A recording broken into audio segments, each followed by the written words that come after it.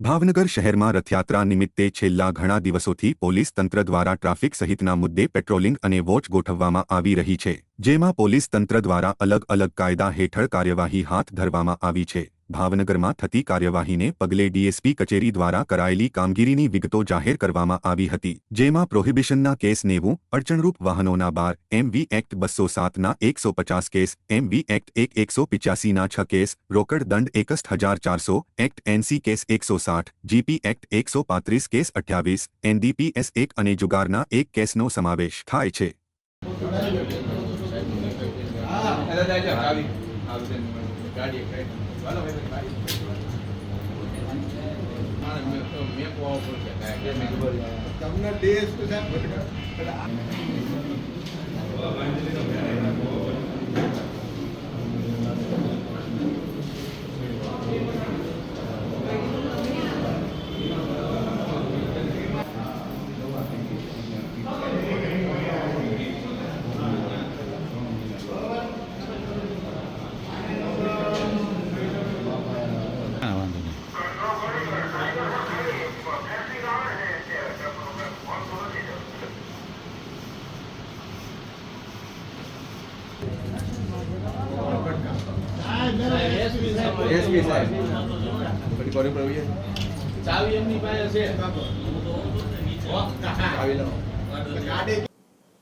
આવનારા દિવસોમાં ભાવનગર શહેર ખાતે જગન્નાથજીની રથયાત્રા થનાર છે।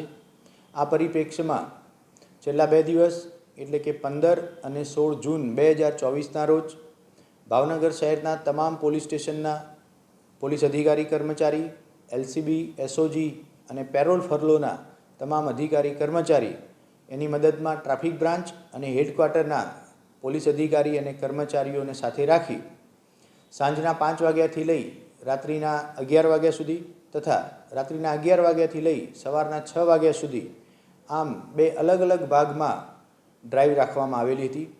આ ડ્રાઈવ દરમિયાન ખાસ કરી સામાન્ય નાગરિકોને અગવડ પડે એ રીતે અડચણરૂપ જે વાહનો પાર્ક કરવામાં આવેલા હતા એવા 12 વાહનો હટાવવામાં આવી એની સામે ગુનો દાખલ કરવામાં આવેલો છે।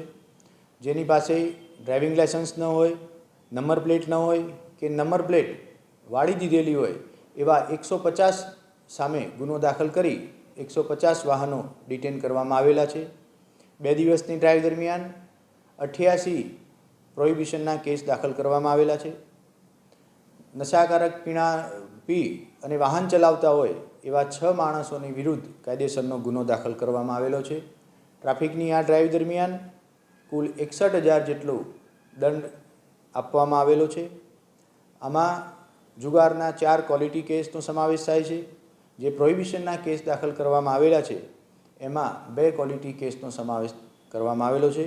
આમ 2 દિવસની ડ્રાઈવ દરમિયાન ટ્રાફિકમાં નાગરિકોને પડતી સમસ્યાઓ દૂર કરવાનો તથા રાત્રિના સમયે કોઈપણ જાતની પાસ પરમિટ વગર પોતાની પાસે તીક્ષ્ણ હથિયારો, ધોકા કે લાકડી વગેરે પ્રકારના હથિયારો લઈને ફરતા હોય એવા નાગરિકો વિરુદ્ધ ગુનો દાખલ કરવામાં આવેલો છે।